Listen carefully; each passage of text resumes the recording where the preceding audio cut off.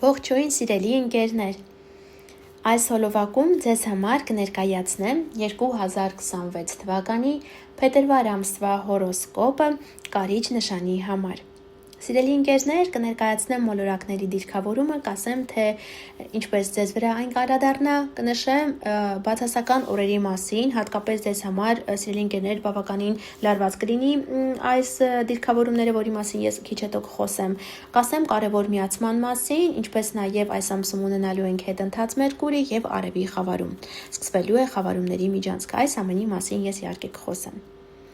Իսկ մինչ այդ ցանկանում եմ հիշեցնել, որ պետք է հորոսկոպը նայեք առաջին հերթին ասցենդենտի նշանով, այսինքն այս հորոսկոպը ովքեր ասցենդենտով է կարիճ, ձեզ վրա էլ ավելի շատ է ազդելու։ Իհարկե Արևի նշանովները եւս պետք է նայեն, համալրեն իրենց ասցենդենտի նշանին։ Եթե մինչև հիմա դուք չգիտեք, թե որ նշանում է գտնվում ձեր ասցենդենտը, բայց գիտեք ձեր ծննդյան ճշգրիտ ժամը, կարող եք ինձ գրել թե մեկնաբանություններում, թե Instagram-յան էջում, թե Telegram-յան ալիքում, նշելով ձեր ծննդյան տվյալները, այսինքն ծննդյան օր, ամիս, տարի, քաղաք եւ ծննդյան ճշգրիտ ժամ։ Սիրով կասեմ ձեր ասցենդենտը որ նշանում է գտնվում։ Եթե ձեզ հետաքրքրի, կարող եմ նաեւ կազմել ձեր ծննդյան քարտեզը սկրինշոտ տարբերակով ձեզ ուղարկել, որպեսզի ավելի հստակ պատկերացում ունենաք եւ տեսնեք, թե մոլորակները ձեր ծննդյան պահին որ նշաններում են գտնվում եւ որ տանն են գտնվում, որ աստիճանում իհարկե նաեւ։ Բայց ծննդյան քարտեզ կառուցելու համար ամենաառաջինը կարևոր է ձեր ծննդյան ճշգրիտ ժամը րոպեների ճշգրտությամբ։ Եթե գիտեք, սիրով կկազմեմ ձեզ համար ծննդյան քարտեզ եւ կուղարկեմ սկրինշոթով։ Նախ ուզում եմ նշել, որ արդեն 1 տարի էր ես դադարեցրել էի յուրաքանչյուր ամիս ներկայացնելով հորոսկոպը բոլոր նշանների համար, արդեն վերականգնում եմ, ժամանակս մի փոքր ավելացել է, արդեն յուրաքանչյուր ամիս կներկայացնեմ հորոսկոպը յուրաքանչյուր նշանի համար առանձին հոլովակով։ Եվ տարող անխատեսումների մեջ եւս փոփոխություն եմ մտցնել, արդեն նոր ձևի եմ ներկայացնելու նորալուսնի եւ լիալուսնի էներգիաներով ենք նայելու փոփոխությունները։ Ինչպես նաեւ 2026 թվականի տարող անխատեսումը ամբողջական ես արդեն ունեմ ներկայացրած իմ էջում, կարող եք նայել։ Դե ինչ անցնեմ հերթականությամբ ներկայացնեմ մոլորակների դիրքավորումը։ Արևը մինչև փետրվարի 18-ը կգտնվի ջրհոս նշանում ձեր 4-րդ տանը, իսկ սա լավ ժամանակահատված է զբաղվելու ընտանիքի հետ կապված հարցերով, գուցե անշարժ գույքի գնելու կամ վաճառքի հետ կապված հարցեր լինեն, լավ ժամանակահատված է դրա համար, հատկապես մինչև ամսի 18-ը։ Կամ ինչ-որ փոփոխություններ ենթարկելու տանը, օրինակ տանը ինչ-որ նոր գնումներ կատարելու եւ այլն։ Ամսի 18-ից սկսած արևը կանցնի ձկներ նշան եւ ինչ-որ փոփոխություններ կլինեն կապված ձեր սիրավեպերի երեխաների հետ, ինչ-որ եթե պետք է ինչ-որ գործողություններ կատարեք, ապա ձեր երեխաների հետ կապված ամսի 18-ից հետո լավ ժամանակահատված է։ Մերկուրին մինչև ամսի 6-ը կգտնվի ջրհոս նշանում ձեր 4-րդ տանը եւ կբերի ձեզ ինչ-որ նորություն, զանգ, փաստաթուղթ կապված անշարժ գույքի հետ, տան հետ։ Իհարկե ամենամինիմալ կենցաղային մակարդակով ուղղակի ժամանակահատվածում այդ գուցե կոմունալները վճարեք կամ կոմունալների այդ թուղթը ստանաք, թե ինչքան պետք է վճարեք։ Սա ամենամինիմալ մակարդակով, բայց կարող է նորություն, զանգ ստանաք ձեր մայրիկից, օրինակ, կամ եթե անշարժ գույք պետք է գնեք, վաճառեք կամ շինարարություն սկսեք, ապա նման ինչ-որ փաստաթուղթ կարող է ստանաք։ Ամսի 7-ից սկսած Մերկուրին կանցնի ձկներ նշան ձեր 5-րդ տուն եւ այդ նորություն, զանգ, փաստաթուղթը կապված կլինի ձեր գործունեության հետ, եթե ունեք բիզնես, եւ ձեր երեխաների հետ կապված ինչ որ նորություն կլինի։ Ամսի 26-ից սկսած Մերկուրին կդառնա հետընթաց ձուկ նշանում Սրա հետ կապված առանձին նյութ եմ ունենալու, մանրամասն ներկայացնելու եմ, թե ինչ փոփոխություններ կբերի հորոսկոպի յուրաքանչյուր նշանին, ինչ է կարելի, ինչ չի կարելի, որպեսզի յուրաքանչյուր նշանի համար այս ամսվա ընթացքում չկրկնվեմ, մեկ հոլովակով կպատրաստեմ։ Իմ էջում կարող եք գտնել։ Վեներա մոլորակը մինչև 10 փետրվարի կգտնվի ջրհոս նշանում ձեր 4-րդ տանը։ Վեներան դա ինչ է, ֆինանսներն է, սիրավեպն է։ 4-րդ տանը սիրելի ընկերներ, Վեներան եւս մեզ հուշում է անշարժ գույք գնելու կամ վաճառելու մասին, գումարի հետ կապված ինչ-որ գործարք կնքելու մասին, կամ գուցե զուտ տանը ինչ-որ որոշեք տան վարակույրները փոխել, օրինակ ինչ-որ կենցաղային տեխնիկա փոխել եւ այլն նման հարցեր եւս կարող են լինել։ Այս ժամանակահատվածում Եվ առհասարակ, եթե պետք է գնում ունենաք, լավ ժամանակահատված է մինչև փետրվարի 10-ը։ Փետրվարի 10-ից սկսած Վեներան արդեն կանցնի ձկներ նշան, ձեր 5-րդ տուն, բերելով ինչ-որ հաճելի հանդիպում գուցե ունենաք, ձեզ հրավիրեն ռեստորան, եթե ունեք սիրեցյալ, ապա նա ձեզ գուցե հրավիրի ռեստորան, ինչ-որ կինո նայելու, կամ գուցե ձեր երեխաները ձեզ հրավիրեն, միասին գնաք կինո նայեք, կամ ինչ-որ միտեղ նստեք եւ այլն։ Մարս մոլորակը ամբողջ ամսվա ընթացքում գտնվելու է ջրհոս նշանում ձեր 4-րդ տանը, բերելով ձեզ ակտիվություն, հստակ, էներգիա գործելու, կապված 4-րդ տան հետ, անշարժույթ, ընտանիքի անդամներ եւ այլն։ Այստեղ բացասական առումով Մարսը ինչպես կարող է ազդել, կարող է բերել վիճաբանություն ընտանիքի անդամների հետ, տարաձայնություններ, որpիսի նման հարցեր չլինեն եւ այդ էներգիան մի փոքր հանգստացնեք, լավ կլինի, որ զբաղվեք սպորտով։ Յուպիտեր մոլորակը շարունակում է գտնվել հետընթաց դիրքով այս ամսում խեցգետին նշանում, այս ամսում շարժվելով 17-ից 15 աստիճան, խեցգետինը ձեր 9-րդ տունն է եւ Յուպիտերը երբ հետընթաց է, հատկապես 9-րդ տանը, հնարավոր է սիրելի ընկերներ շատերը ձեզնից գնան ինչ-որ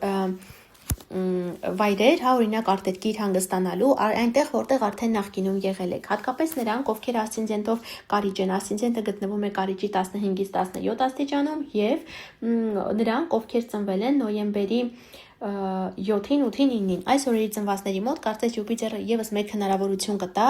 օրինակ մեկնելու ինչ-որ երկիր հանգստանալու կամ օրինակ փոխելու անձնագիրը կամ եթե ունեք ինչ-որ քննություններ վերահանձնելու, հաջողությամբ վերահանձնելու մասին է խոսքը։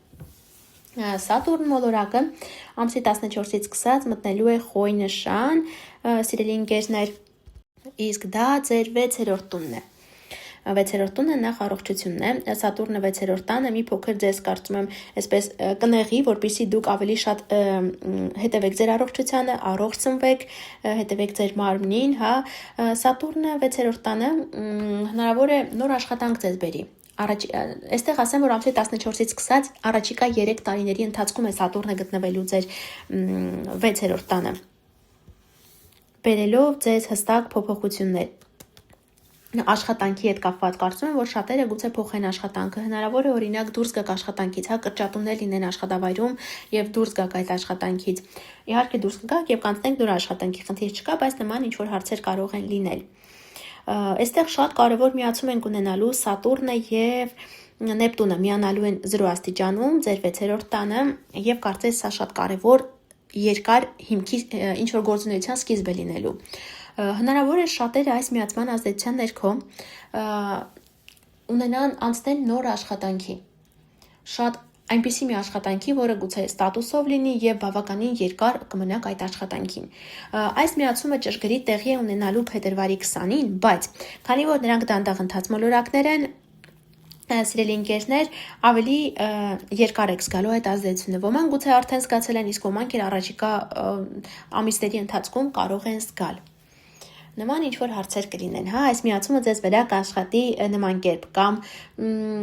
ընտանի կենդանիների հետ կապված, գուցե որոշեք ընտանի կենդանիներ կամ արդեն կենցաղի հետ կապված, աշխատանքի հետ կապված նոր ինչ-որ աշխատանք։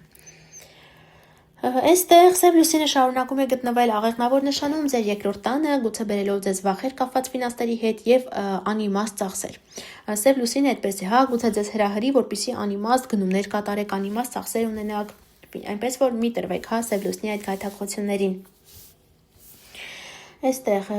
ունենալու ենք լիալուսին ամսի 2-ին առյուծ նշանի 13 աստիճանում, առյուծը դա ձեր 10-րդ տունն է, սիրելի ընկերներ, եւ դուք ավելի շատ կզգաք այս լիալուսնի ազդեցությունը։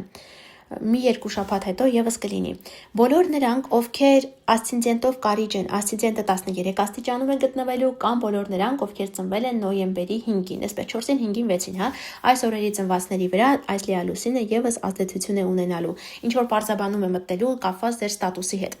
Այսինքն, ինչ է դա նշանակում, գուցե